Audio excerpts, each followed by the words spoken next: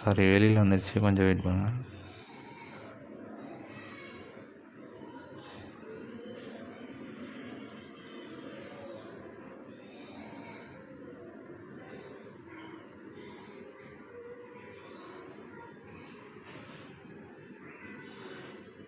ரெண்டாவது, நீங்கள் பிக்சருக்கு அடுத்து நீங்கள் ஷேர் பண்ணும்போது டீட்டெயில் வந்து ஷேர் ஆகும், ப்ராடக்ட்டோட டீட்டெயிலு.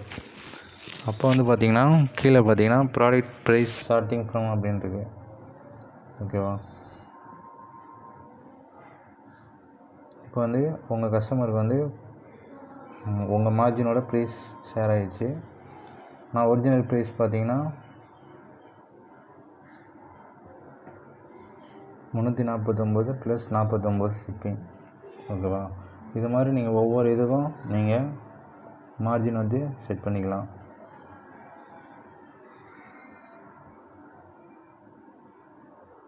இப்போ நெக்ஸ்ட்டு ஒரு கேட்லாக் நான் செட் பண்ணுறேன். இப்போ 739 ரூபா ஒரு ப்ராடக்டோட ப்ரைஸ் வந்து.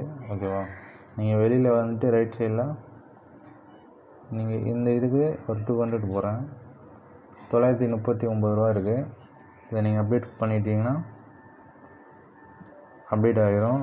மார்ஜின் பார்த்தீங்கன்னா 200 வச்சுருக்கீங்க.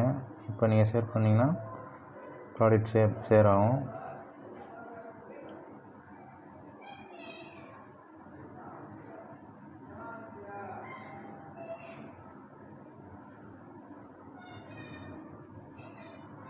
பேக்கில் வந்தீங்கன்னா மறுபடியும் வந்து ப்ராடக்டோட டீட்டெயில் வந்து ஷேர் ஆகும் வித் ப்ரைஸோட.